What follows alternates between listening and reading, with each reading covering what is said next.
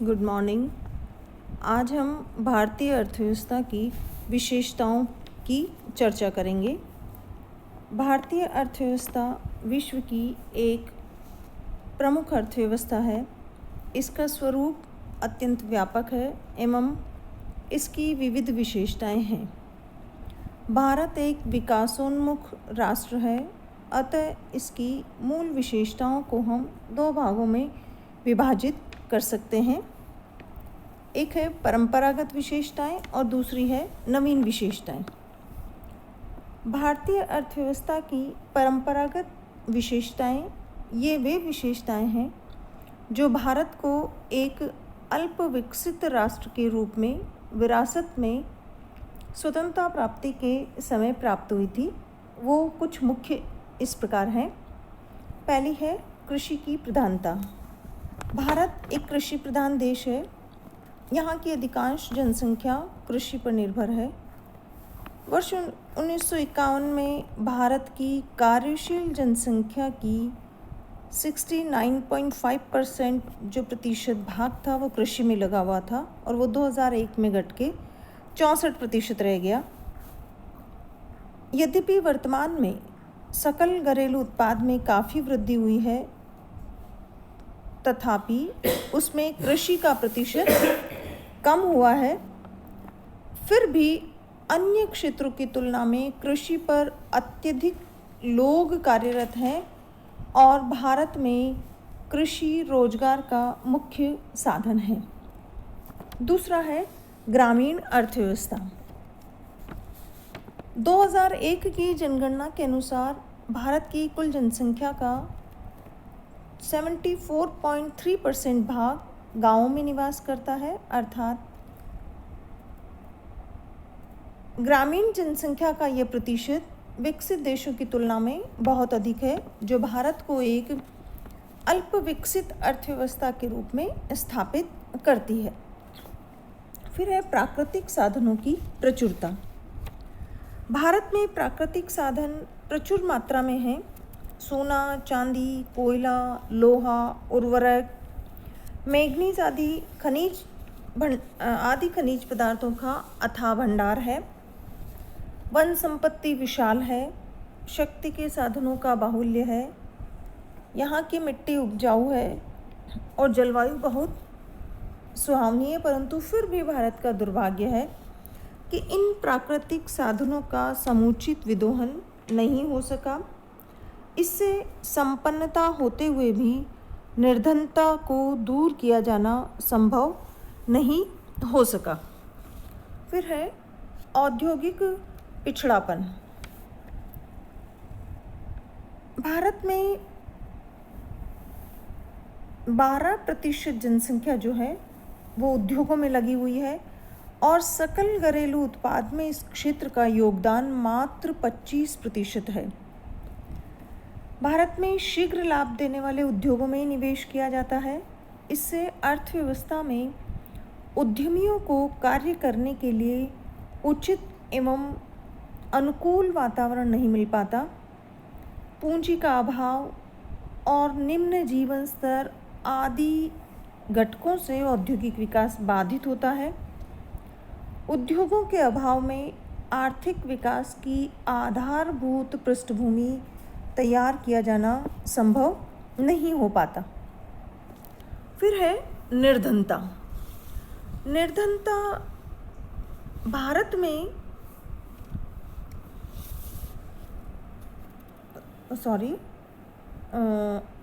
बेरोजगारी।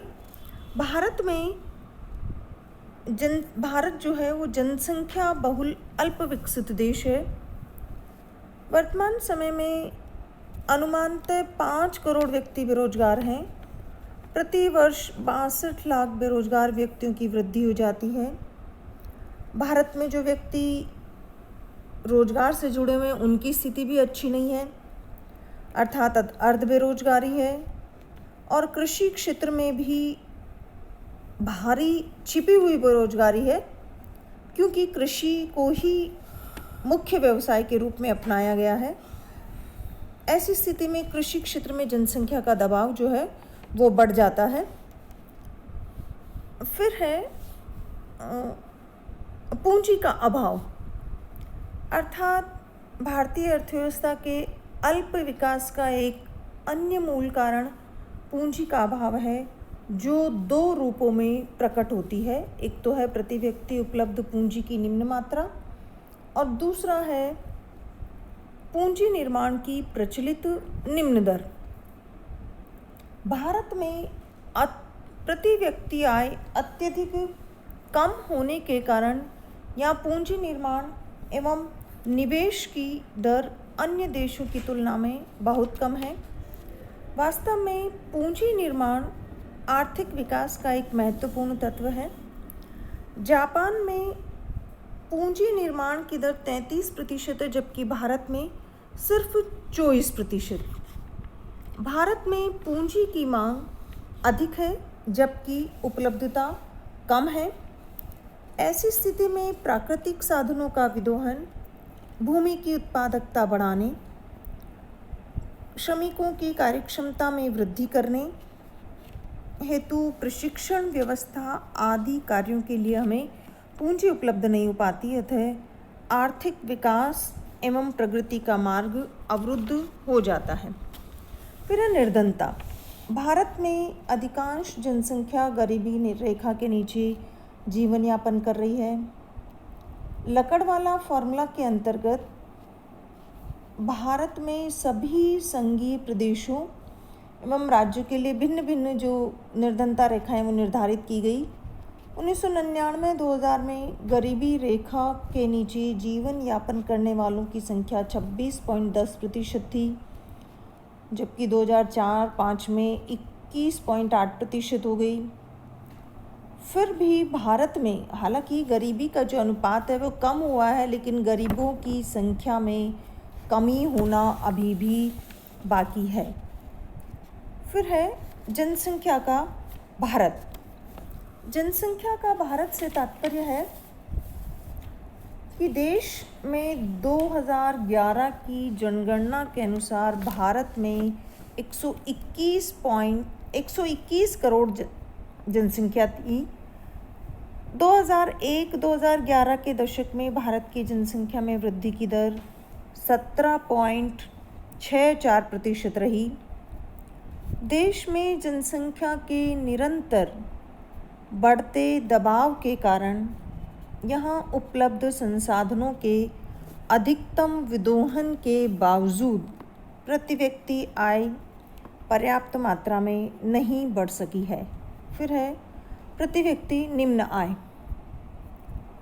विश्व विकास रिपोर्ट 2010 के अनुसार 2008 में भारत की प्रति व्यक्ति आय केवल $1070 है, जबकि अमेरिका की प्रति व्यक्ति आय $47,580 की तुलना में लगभग 44वां भाग है। यह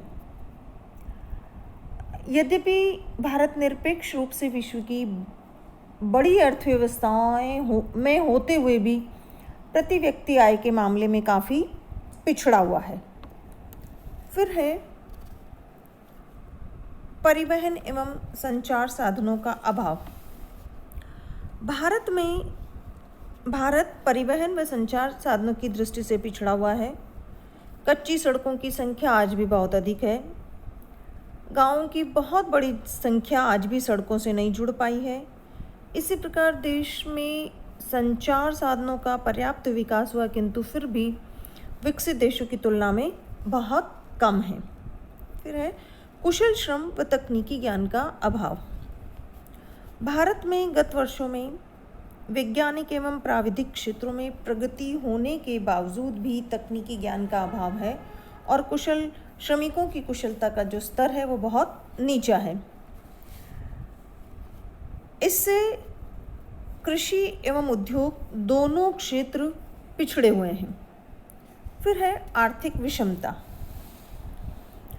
अन्य अल्पविकसित देशों के समान ही भारत में भी आय व धन के वितरण में असमानता पाई जाती है। भारत में 50% व्यक्तियों को कुल आय का केवल 21.2% भाग ही प्राप्त होता है। प्रति व्यक्ति आय सभी राज्यों में समान नहीं है। भारत में आर्थिक सर्वेक्षण 2010 के अनुसार प्रति व्यक्ति आय जो है वो गोवा की सबसे अधिक और बिहार की सबसे कम रही। भारत में आर्थिक विषमता है वो निरंतर बढ़ती जा रही है। हालांकि इसे दूर करने के लिए सरकार ने आर्थिक दृष्टि से कमज़ोर वर्गों के लिए बहुत सारी योजनाएं और सुविधाएं चलाई जा रही हैं।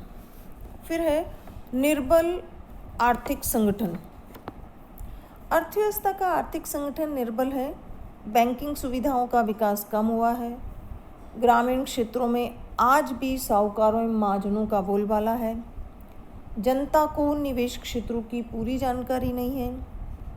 औद्योगिक वित्त का अभाव है। इस प्रकार भारतीय अर्थव्यवस्था को सुदृढ़ बनाने के लिए जिन संस्थाओं की आवश्यकता है उनका यहाँ अभाव है। फिर है रूढ़िवादिता। अल्पविकसित भारत में सामाजिक ढांचे में रूढ़िवादिता अभी भी बनी हुई है। इन रूढ़ियों का देश की अर्थव्यवस्था पर विपरीत प्रभाव पड़ता है। भारत में लोग बाल विवाह, मृतक भोज, विवाह के समय दावत आदि जैसे अनुत्पादक कार्यों के लिए कर्ज लेकर भी अपव्यय करते हैं। इसका परिणाम है कि जो आर्थिक ढांचा वो पहले जैसे ही बना हुआ है और ये जो जड़ता है वो विकास में बाधा बन गई है। फिर है आर्थिक निर्भरता। स्वतंत्रता के बाद भी काफ़ी समय तक चूँकि भारत एक औपनिवेशिक शोषण का शिकार रहा है तो काफ़ी समय तक वो पूंजीवादी देशों पर आर्थिक निर्भरता की जो स्थिति है वो चलती रही। और यही कारण था कि भारत चाय और पटसन के निर्यात पर निर्भर बना रहा। पिछले वर्षों में आर्थिक आयोजन की प्रक्रिया के कारण देश के उत्पादन और व्यापार ढांचे में विविधीकरण हुआ है और औद्योगिक वस्तुओं के लिए विकसित देशों पर आर्थिक निर्भरता जो है वो कम हो गई। अब हम देखते हैं कि भारत की जो नवीन विशेषताएं अर्थात एक विकासशील अर्थव्यवस्था के रूप में स्वतंत्रता के पश्चात भारतीय अर्थव्यवस्था में विकास हेतु नियोजन को अपनाया गया। इसके अंतर्गत 1951 से पंचवर्षीय योजनाएं लागू की गई। इन योजनाओं के क्रियान्वयन से ही अर्थव्यवस्था के समस्त क्षेत्रों में विकास की गति में तीव्रता आई।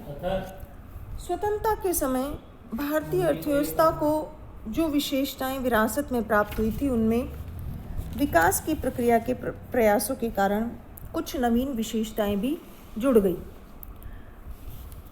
ये नवीन विशेषताएं वे हैं जो भारत ने स्वतंत्रता के पश्चात अपने प्रयासों से अर्जित की है। इस आधार पर भारत को विकासशील राष्ट्र की संज्ञा प्रदान की जाती है और ये विशेषताएं निम्नानुसार हैं।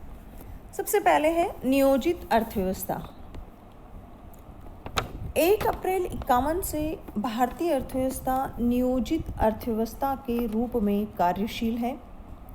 भारत में आर्थिक आयोजन के अंतर्गत संपूर्ण अर्थव्यवस्था के लक्ष्य निर्धारित किए जाते हैं और उन्हीं और अर्थव्यवस्था के विभिन्न उत्पादक क्षेत्रों के लिए साधनों को आवंटित किया जाता है। 90 के दशक में उदारीकरण की प्रक्रिया शुरू होने से आर्थिक आयोजन का एकमात्र उद्देश्य आर्थिक समृद्धि है, जिस पर जोर दिया गया और वही ये सब जो है वो आर्थिक नियोजन से ही संभव हो पाया। प्रति व्यक्ति आय में वृद्धि 1950-51 से 2004-05 तक के 54 वर्षों की अवधि में प्रति व्यक्ति आय में 2.25% वार्षिक वृद्धि हुई है। 93-94 की कीमतों के आधार पर 2004-05 में प्रति व्यक्ति राष्ट्रीय आय 12,416 रुपये थी। इस आधार पर हम ये कह सकते हैं कि आय में निरंतर वृद्धि होने से भारत विकासशील देशों की श्रेणी में सम्मिलित होने का अधिकारी है। फिर है बचत एवं पूंजी निर्माण की दरों में वृद्धि। भारत में गत दशकों में सकल घरेलू बचत दर में पर्याप्त वृद्धि हुई है। 50-51 में ये 10.4% थी, जो बढ़ के 97-98 में 26.3% हो गई। 2008-9 में सकल घरेलू बचत दर जीडीपी का लगभग 32.5% अनुमानित की गई थी। इसी प्रकार पूंजी निर्माण की दर 50-51 में 10.2% थी, वो बढ़ के 2008-9 में 35.6% हो गई। फिर है बैंकिंग सेवाओं का विकास। आज़ादी के बाद से देश के बैंकिंग और वित्तीय ढांचे में अनेक प्रगतिशील परिवर्तन हुए। इस अवधि में मुद्रा और पूंजी बाजार के संगठन में सुधार हुआ, बैंकिंग सेवाओं का विस्तार हुआ और आधुनिक बैंक जो हैं वो छोटे कस्बे एवं गांवों तक पहुंच गए। भारत में 1949 में रिजर्व बैंक का राष्ट्रीयकरण कर दिया गया। साथ ही ग्रामीण क्षेत्रों में क्षेत्रीय ग्रामीण बैंक जो हैं वो छोटे और सीमांत किसानों, खेती और मजदूरों, छोटे कारीगरों और समाज के कमज़ोर वर्गों की साख संबंधी ज़रूरतों को पूरा करते हैं। आज लगभग 60% बैंक शाखाएं ग्रामीण क्षेत्रों में हैं। औद्योगिक वित्त प्रदान करने के लिए औद्योगिक वित्त निगम, औद्योगिक विकास बैंक आदि संस्थाएं भी स्थापित की गई है। फिर है आधारभूत उद्योगों का विकास। भारत में आर्थिक आयोजन प्रक्रिया आरंभ होने के बाद पूंजीगत वस्तुएं उत्पादित करने वाले उद्योगों पर काफ़ी जोर दिया गया था। अनेक आधारभूत उद्योग स्थापित किए गए जो पूंजीगत उपकरण तथा कच्चे माल का उत्पादन करते हैं। इससे देश के औद्योगिक ढांचे में मजबूती आई है। फिर है सार्वजनिक क्षेत्र। भारत में 1951 में सार्वजनिक क्षेत्र में मात्र 5 इकाइयाँ थीं और उनमें 29 करोड़ रुपए का पूंजी निवेश था। 2004-05 में सार्वजनिक क्षेत्र में 227 औद्योगिक इकाइयों में लगभग 3,57,849 करोड़ रुपए की पूंजी का निवेश था। आर्थिक आयोजन की अवधि में कुल निवेश का लगभग 44% जो निवेश है वो सार्वजनिक क्षेत्र में किया गया और शेष निजी क्षेत्र में। आज सार्वजनिक क्षेत्र में इस्पात, सीमेंट, रसायन, इंजीनियरिंग, कोयला और अन्य उद्योग स्थापित हैं।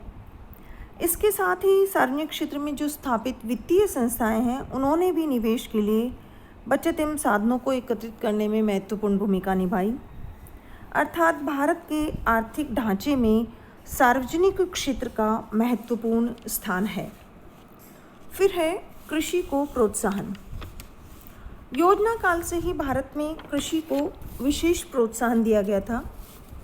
प्रत्येक पंचवर्षीय योजना में कृषि क्षेत्र के लिए उत्तरोत्तर व्यय में वृद्धि का प्रावधान किया गया। परिणाम स्वरूप 2009-10 में देश में खाद्यान्न का उत्पादन लगभग 218.20 मिलियन टन अनुमानित किया गया था। कृषि को विकास की दिशा प्रदान करने के लिए हरित क्रांति और श्वेत क्रांति को बहुत समर्थन मिला। इसके अंतर्गत कृषकों ने आधुनिक यंत्रों का प्रयोग, उन्नत बीज और खाद का प्रयोग करना प्रारंभ किया। फिर है समाजवादी अर्थव्यवस्था की और आर्थिक विषमता को कम करने का बराबर प्रयास किया जा रहा है। इसी को ध्यान में रखकर जमींदारी प्रथा की समाप्ति, कृषकों को उनकी भूमि के अधिकार दिलाना, भूतपूर्व देशी रियासतों के राजाओं के प्रीवी पर्स को समाप्त करना, सार्वजनिक क्षेत्र में अनेक उपक्रम स्थापित करना, बैंकों का राष्ट्रीयकरण करना, कृषि जोतों की उच्चतम एवं निम्नतम सीमा निर्धारित करना, खाद्यान्नों का राजकीय व्यापार करना, सहकारी आंदोलन का विकास, कृषकों को ऋण मुक्त घोषित करना आदि ये सब नियोजन के माध्यम से समाजवादी व्यवस्था की ओर अग्रसर है। इस प्रकार इन सब तथ्यों और विशेषताओं के आधार पर हम कह सकते हैं कि भारत निर्धन एवं पिछड़ा हुआ देश नहीं है, वरन नियोजित अर्थव्यवस्था के अपनाए जाने के फलस्वरूप उन्नति की ओर निरंतर अग्रसर हो रहा है। और आर्थिक नियोजन के 7 दशकों में भारत ने कृषि, व्यापार, उद्योग आदि क्षेत्रों में उल्लेखनीय प्रगति की है। शिक्षा, परिवहन, संचार के क्षेत्र में वृद्धि तथा विस्तार ने देश को विकासशील देशों की पंक्ति में खड़ा कर दिया है। धन्यवाद।